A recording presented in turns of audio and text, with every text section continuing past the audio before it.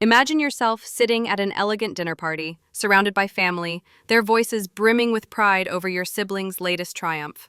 You've spent years quietly building something extraordinary, yet to them, you're still just the child who never quite made it. Then, in a single moment, a stranger at the table recognizes you, not as the family's disappointment, but as the mind behind a multi-million-dollar empire. That was the moment I had waited for my entire life. My name is Ava Thompson, and this is the story of how I turned their doubt into silence. I grew up in Franklin, Tennessee, a picture-perfect suburb just south of Nashville, where wide lawns and white fences hid a pressure that could crush anyone. My parents, William and Eleanor Thompson, were the kind of people who seemed to have it all. My father was a music producer who had worked with country legends, his name etched into gold records hanging on his office wall. My mother was a former Broadway singer turned vocal coach, with students performing all over the South. And then there was Ethan, my older brother by 3 years, the golden boy with a voice like an angel and the charisma to charm a room. Our house looked like something out of a magazine, but inside it felt more like a stage where everyone had a role to play. Except me, who always seemed out of step. The Thompsons didn't just live for success, they lived to show it off. Sunday dinners weren't about relaxing, they were achievement contests. "So what did everyone accomplish this week?" my mother would ask, her eyes lighting up when it was Ethan's turn. He always had something impressive to share. A performance at the Grand Ole Opry, a new record deal, or a guest spot on a major show. When it came to me, the room would go awkwardly quiet. "Ava, how about you?" my mother would ask, her tone making it clear she wasn't expecting much. I loved photography. Since I was 12, I'd borrowed my dad's old camera and wandered around Franklin, capturing everyday moments. The sun sparkling on the Harpeth River, vendors at the farmer's market, or the tired smile of an elderly man sitting on his porch. I didn't just take photos, I told stories through them. But to my parents, photography was just a childish hobby. "You need a real career, Ava," my father said when I proudly showed him a photo selected for display at the school fair. "Music runs in our veins. Look at Ethan, that's the future." Ethan never meant to overshadow me. He was kind, always patting my shoulder and saying, "Your photos are nice, but I think you should try vocal training like Mom. It's a safer path." But I didn't want safe. I wanted to tell stories through my lens, to capture moments no one else noticed. Every time I tried to share my passion, my family brushed it aside. My mother once glanced at my photo collection and said, "That's cute, Ava, but you need to focus on school. Vanderbilt isn't going to admit a girl who just knows how to click a camera." When I was 16, I entered a regional photography contest. I spent months preparing, capturing a photo series about immigrant workers in Tennessee, people often overlooked yet full of resilience. My series won first prize, and the judges, a panel of professional photographers, praised my work as having a vision far beyond her years. I was eager to bring the trophy home, thinking this time my parents would be proud. But that evening, the family was too busy throwing a party to celebrate Ethan's new record deal with a major label. "Congratulations, Ava," my dad said quickly, eyes still locked on Ethan surrounded by well-wishers. "But can it wait until tomorrow? Tonight is your brother's big day." That night in my bedroom, I looked at the shimmering trophy on my desk and made a decision. I would no longer wait for their recognition. I was going to build something big, something they couldn't ignore. Photography wasn't just a hobby, it was how I saw the world, and I was going to make it my career, not to prove them wrong, but to prove myself right. When it came time to apply to college, the pressure from my family reached its peak. My parents wanted me to study music or business at Vanderbilt, where Ethan had received a vocal scholarship. "You have a decent voice, Ava," my mother said, even though I had never enjoyed singing. "Or you could study business and take over your father's company. Don't waste your potential." But I secretly applied to New York University, NYU, for photography, one of the top programs in the country. When the acceptance letter came with a scholarship offer, I nervously showed it to my family, hoping they'd be supportive. Their reaction hit like a bucket of cold water. "Photography? In New York?" My father frowned. "Ava, you're throwing away a chance at Vanderbilt for something so uncertain. Do you think you're going to be the next Ansel Adams?" My mother sighed. "We just want you to have a stable future. Ethan chose the right path. Why can't you follow his example?" Even Ethan, who usually stood up for me, said, "NYU sounds great, but I think you should stay in Tennessee. New York's tough. I left Franklin that fall, carrying my family's disappointment, but also a newfound sense of freedom. At NYU, I was no longer Ethan Thompson's failure of a little sister. I was Ava, the girl who took photos that made professors pause and look twice. "You have a rare storytelling eye," one professor told me after seeing my photo essay on the homeless population in Manhattan. For the first time, I felt seen, not because of who I was in my family, but because of who I was. At NYU, I met Lynn Nguyen, a graphic design student with a brilliant smile and fierce ambition. Lynn came from an immigrant family in California, where her parents expected her to become a doctor. "They think design is just doodling," she laughed one afternoon as we sat in a cafe near campus, sharing our photos and ideas. One night, after reading an article about the lack of authentic imagery in advertising, Lynn turned to me and said, "Ava, your photos could change the way people see the world. Why don't we do something bigger?" That idea changed everything. We began collaborating, blending my photography with Lynn's design work to create visual campaigns for nonprofit organizations. Our first project, a photo series on immigrant children in New York, was picked up by an organization and went viral on social media. "We could turn this into a company," Lynn said, eyes shining. "A storytelling company that changes how people see social issues." I nodded, feeling like I had finally found my path. Every summer when I returned to Franklin, I faced the same familiar skepticism. "So what are you doing in New York these days, Ava?" my aunt asked at a family gathering. "Still taking pictures for fun." I smiled and gave a vague reply, "Just working on a few small projects." In reality, Lynn and I had already begun building Visionary Stories, a startup that combined photography and design to create socially impactful media campaigns. We worked out of a tiny Brooklyn apartment, lived on instant noodles and coffee, but every shared photo, every successful campaign was a step forward. I knew I was building something significant, something that would one day make my family see me not as the failed little sister, but as Ava Thompson, the woman changing the world through her lens. Each trip back to Franklin tested my patience. At Christmas dinner during my sophomore year, the whole family gathered in the grand Thompson dining room, the lights from the tree twinkling across my father's wall of gold records. As usual, my mother kicked off the conversation with her standard question. "So, what has everyone accomplished lately?" Ethan, now Nashville's rising country music star, shared news about opening for a famous artist. Dad clapped proudly. Mom beamed. When it was my turn, I said, "I just finished a photo project for a nonprofit in New York. They're using my images to help raise funds." My mother's response was a tight-lipped smile. "That's sweet, Ava. But have you thought about taking a business course? You know, for a real career?" My father chimed in, his tone condescending. "You should take notes from Ethan. He knows how to seize an opportunity." Even Ethan, usually my defender, added gently, "Your photos are nice, but maybe you should have a backup plan. New York's tough." I nodded, swallowing the sting. They didn't know that this sweet project had helped the nonprofit raise $50,000, or that my name was starting to appear in small articles around New York. After dinner, my mother pulled me aside, wine glass in hand. "Ava, your Aunt Jane at the theater has an assistant stage manager position. Isn't that wonderful? You could start there, work with me." I took a deep breath. "I'm happy with what I'm doing now, Mom," she sighed. "Don't be stubborn, Ava. We just want you to be secure." I returned to my room, closed the door, and opened my laptop. An email from Lynn popped up. "Ava, an organization in Chicago, wants to collaborate. They saw our campaign and want us for a major project." I smiled, feeling like New York was calling me back, where I truly belonged. Back at NYU, Lynn and I worked nonstop. Our tiny Brooklyn apartment became our temporary office, with my photographs covering the walls and Lynn's designs scattered across the table. We lived on caffeine and big dreams, often working until 3 a.m. to perfect our campaigns. That first nonprofit project opened doors. An environmental group hired us for a climate change campaign.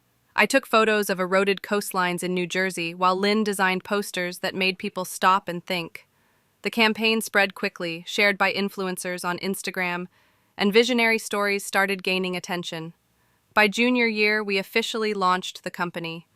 A professor at NYU connected us with Sarah Bennett, a former creative director at a major Manhattan ad agency.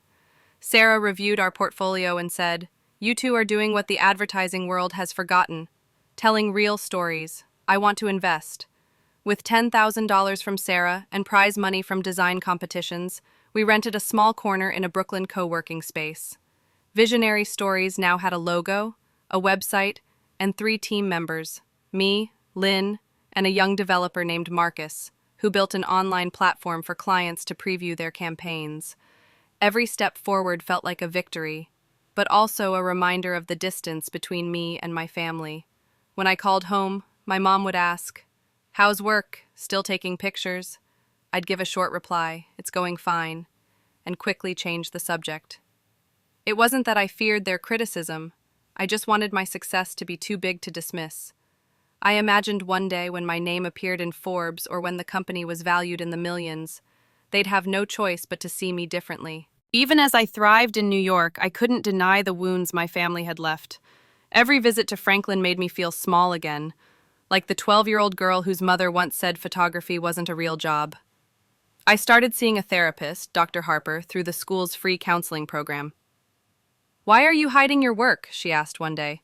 I hesitated, because if they knew and still didn't care, I don't know how I'd handle that. Dr. Harper nodded.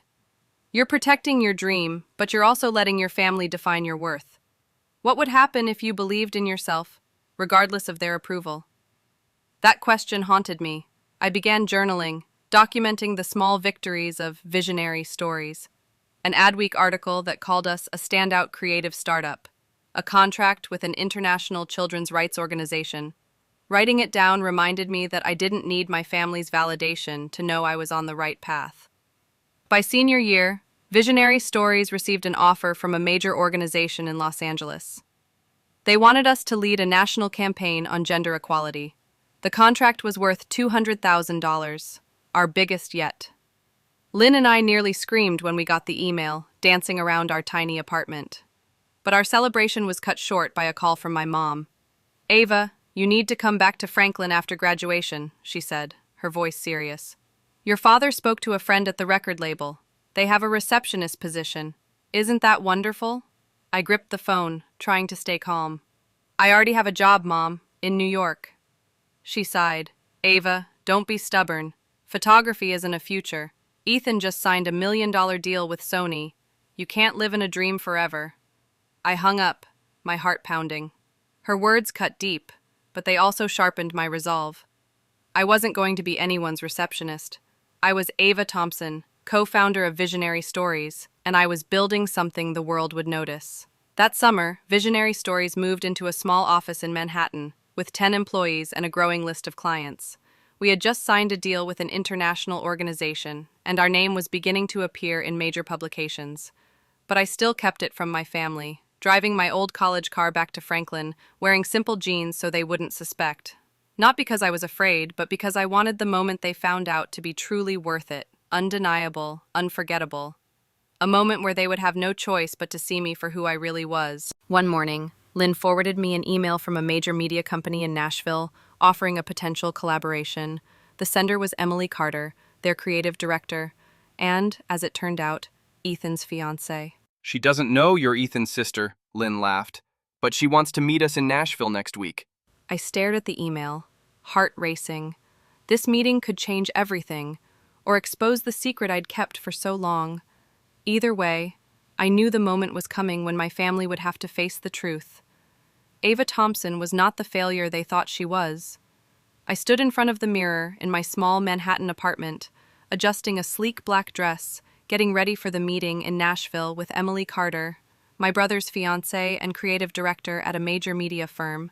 Emily wanted to partner with Visionary Stories, the startup Lynn and I had built from scratch. She had no idea I was Ethan's sister. My family, Dad William, Mom Eleanor, and Ethan, still believed I was scraping by in New York with a photography hobby. Meanwhile, Visionary Stories had just secured a $200,000 contract and been praised in major outlets like Adweek. I took a deep breath and told myself, this isn't the time to reveal the truth, but if it happens, I'll face it as Ava Thompson, not Ethan's little sister. What I didn't know was that within days, everything would explode in ways I never imagined. Lynn and I flew to Nashville with our best Visionary Stories portfolio in hand. The meeting took place in the elegant offices of Pinnacle Media, where Emily Carter greeted us with a professional smile.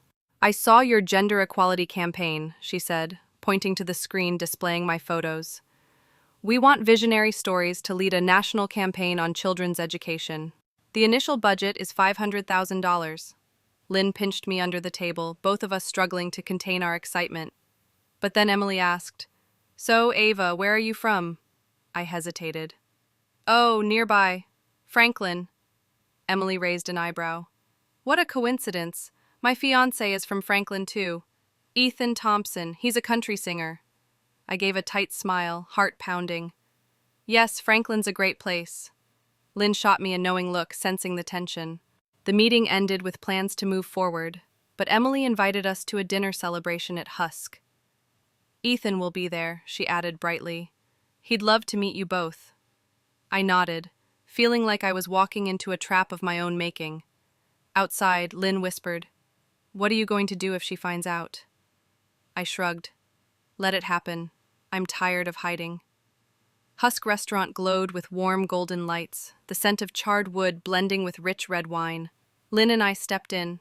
I wore the same carefully chosen black dress, elegant, understated, and quietly powerful. Emily stood to greet us and pulled Ethan over. My brother, with his signature smile, gave me an awkward hug.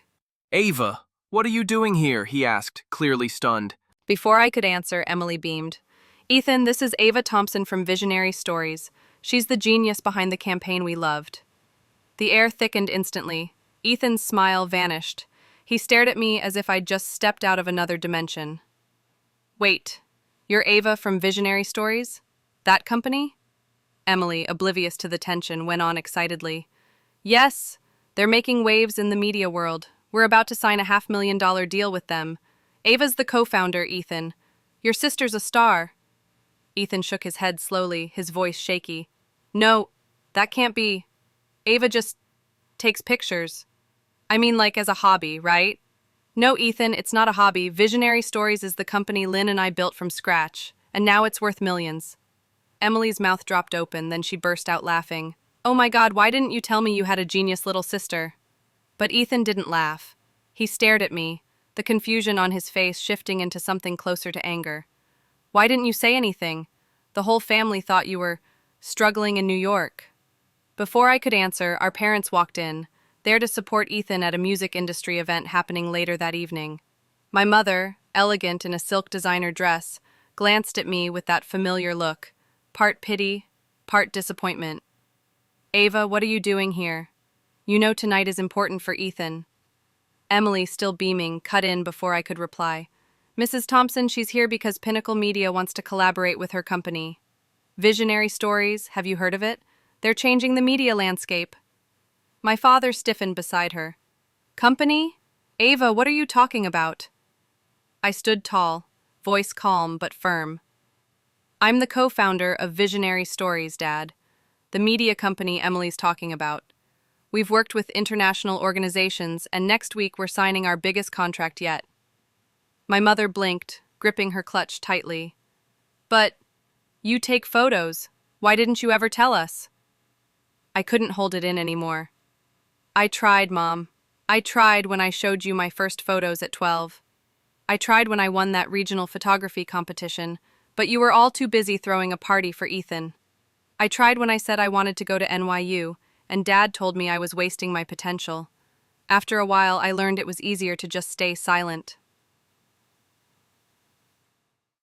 The 30 minutes apting of friends of difference and tears of teachers, and those friends of teachers of in most of wild media was cleared. The fact data helps of apting the imaginary deal of difference with the series of teachers and stayed, as they really was super safe to sack. So it's A's apting of a safety. Even screen, in the I and non-case aid, it's separately right the finger G. The dinner table went quiet. Ethan looked down, his face flushed. My father murmured, "We only wanted what was best for you." I shook my head. "No, you wanted what was best for the Thompson image. I didn't fit that image, so I built something of my own." Emily, now realizing she'd accidentally triggered a storm, tried to smooth things over. "I think we're all really proud of Ava, right? I mean, she's doing amazing things. But my mother, her voice trembling, said, Ava, how could you hide this from us? We're family. I looked straight at her. Family doesn't make you feel invisible. No one said another word. I stood up, apologized softly to Emily for the disruption, and walked out. Lynn followed close behind. As we stepped into the warm Nashville night, I felt both lighter and raw. The truth was finally out, but I wasn't sure I was ready for what came next. The next morning, I got a text from Ethan. Ava, I need to talk. Can we meet at Loveless Cafe at 10? I said yes, not sure what I was expecting. When I arrived, he was already sitting there, looking more worn out than usual. I'm sorry, he said as soon as I sat down. I didn't realize how I'd made you feel. I always thought you were fine, that you were just different. But I was wrong. I was surprised by his honesty. Ethan, you don't have to apologize for being successful, but you and Mom and Dad never really saw me. He nodded, eyes on his coffee. I've always been the favorite, I know that. But listen, Ava, I'm proud of you. Visionary stories, holy crap, you're really doing something big. For the first time, I felt like my brother wasn't just saying it to be nice. We talked for hours, for the first time as friends, not competitors in our parents' eyes. He promised to help me talk to Mom and Dad, but warned, they're in shock, Ava. They'll need time. The meeting with my parents took place a few days later, at our home in Franklin. My father, usually so firm and stoic, looked older as he sat across from me.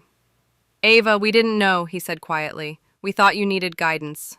My mother added, her voice trembling, we just wanted you to have stability, like Ethan. I took a deep breath, keeping my voice steady. I am stable, Mom. I built a company worth millions, but what I need is for you to see me, not as someone who's not Ethan. My mother broke down in tears and hugged me. We were wrong, Ava. We didn't understand how important photography was to you. Even my father, with difficulty, admitted, I've been too rigid. I'd like to come to New York to see your company. It wasn't a perfect apology, but it was a start. I invited them to visit the Visionary Stories office. Lynn and our team welcomed them with warm smiles. I watched as my mother quietly studied the framed photographs on the walls, and my father listened attentively as Lynn explained our latest campaigns. For the first time, I felt the tiniest thread of healing begin to form. The contract with Pinnacle Media was signed, taking Visionary Stories to a whole new level. Emily became an unexpected bridge, helping my parents understand not just the media industry, but also the importance of the work I was doing. She and I became friends, often exchanging creative ideas over coffee. Ethan began posting Visionary Stories articles on social media, proudly calling me my genius little sister. My parents, still awkward at times, started asking about my work with genuine curiosity, not out of politeness, but out of interest. That was new. I didn't hide anymore. Visionary Stories appeared in Forbes, featuring a photo of Lynn and me standing in front of our Manhattan office. I still took photos, but now I did it to tell stories that could change the world. One evening, standing by the office window, watching the Manhattan skyline stretch beyond the glass, I realized something. Success isn't about silencing your family. It's about finding your own voice, and maybe letting them learn how to hear it. They were learning to listen, and I was learning to forgive, not for them, but for me. After the explosive moment at Husk, where Emily Carter unknowingly revealed that I was the co-founder of Visionary Stories, my family, Dad, William, Mom, Eleanor, and Ethan, could no longer see me as the girl wasting her potential with a photography hobby. I was Ava Thompson now, the woman behind a multi-million-dollar media startup praised by Forbes. But that truth, once exposed, didn't bring the feeling of triumph I had imagined for years. Instead, it left an unexpected hollowness. Not because I lacked their recognition, but because I realized I never needed it to know my own worth. I stood at the window of Visionary Stories, looking out at New York's skyline, and wondered, how do you repair a family that once made you feel invisible? And more importantly, do I truly want to? Ethan changed the most. After our talk at Loveless Cafe, he began showing up in my life more, not as a country music star, but as a real brother. One evening, he called me from Nashville. Ava, I just read the Forbes article about you. Holy crap, you're a star. I laughed, surprised at how strange it felt to hear him say that without a trace of rivalry. Thanks, Ethan.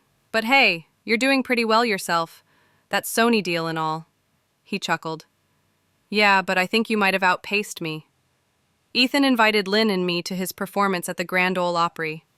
For the first time, I didn't feel like I was standing in his shadow.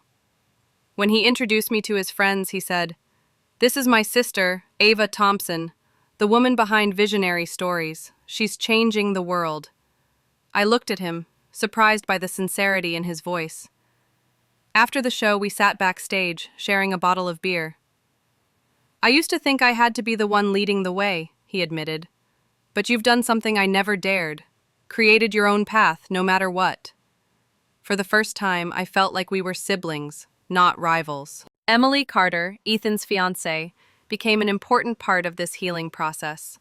As Pinnacle Media's creative director, she was more than a business partner. She became my friend. Over coffee in Manhattan, she once said, "Ava, I grew up in a family like yours. Everything revolved around achievement. I understand what it's like to have to prove yourself." She helped my parents understand the media world, explaining how Visionary Stories created social impact through photography and design. At a family dinner, she told my mother, "Mrs. Thompson, Ava doesn't just take pictures. She tells stories that change how people see the world. It's art, but it's also power." Emily also helped me face my own complicated emotions. "Are you angry they didn't see you sooner?" she asked one day. I hesitated. "Yeah, but I'm learning to let it go. I don't want to live in resentment forever." She nodded. "They're trying, Ava. They're not great with words, but they are proud of you." Her words softened something in me. They helped me look at my family with a little more grace, even if I knew this journey would never be perfect. As our relationship slowly mended, I realized the most important recognition wasn't theirs, it was my own. Dr. Harper, my therapist, once asked me, "Ava, who would you be if you didn't have your family's doubt to push against?" That question stayed with me. Visionary Stories wasn't just a company. It was proof that I believed in myself when no one else did. I started speaking at workshops, sharing my story with young girls who dreamed of pursuing the arts. "My family once told me photography wasn't a real career," I said during a session in Brooklyn. "But I turned it into an empire. Don't let anyone define your worth." One day I got an email from a 15-year-old girl in Tennessee who had seen my talk. "My family wants me to be a doctor, but I love painting. Thank you for showing me I can follow my passion." I cried, overwhelmed by the realization that I was doing what I had always wanted to do: help others find their voice. A year after the dinner at Husk, Visionary Stories had become a major name in media. We opened a second office in Los Angeles and signed contracts with international organizations. I bought an apartment overlooking the Hudson River, but I still kept the old camera my father gave me when I was little. It reminded me of where I came from. My family was now part of my life, but in a new way. My parents visited New York more often, not just to see the office, but to have dinner, to talk like friends. My mother started collecting my photographs, framing them and hanging them in our home in Franklin. My father, still awkward in his way, began sending me media articles, asking for my opinion as if I were an expert. Ethan and Emily got married in Nashville. I was a bridesmaid. During his speech, Ethan surprised me. "I used to think I was the star of the Thompson family," he said, drawing laughter from the room. "But my sister Ava taught me that success isn't about the spotlight. It's about building something that matters." "Thank you, Ava." I smiled, my eyes stinging with tears. For the first time, I felt truly seen by my family. Standing on the balcony of my apartment, looking out over the sparkling lights of New York, I thought about the little girl who once took photos of the Harpeth River, just wanting to be heard. Now, I wasn't just heard. I was telling stories that could change the world. My family no longer defined me, but they were part of my story. And I, Ava Thompson, had learned that the greatest success is living your truth, no matter who's watching.